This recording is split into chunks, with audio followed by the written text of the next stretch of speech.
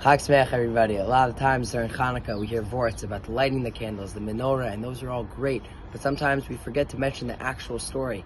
And when we do mention the story, we talk about Matisyahu and Yehuda Maccabee and Yehudit.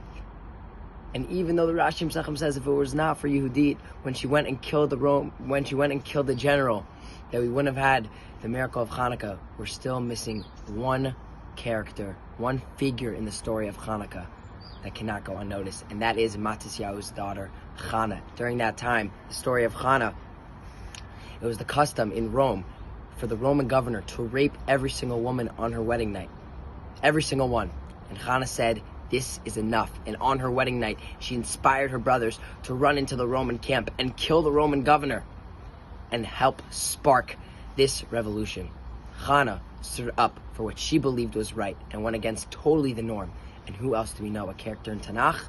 In Sefer Shmuel, it's the other Chana. It's the Chana with the story of Elkanah. Chana and her sister Penina has all the kids, and she's jealous, she's envious. But she says, no, I'm going to stand up for what I believe is right, and that is for me to also have a kid. And she ends up having a son, Shmuel. Chana, also in the story of Shmuel, stands up for what she believes is right. And in this week's Parsha, Chanukah and Miketz, we have another story where that exactly happens, and that is with the case of Yehuda.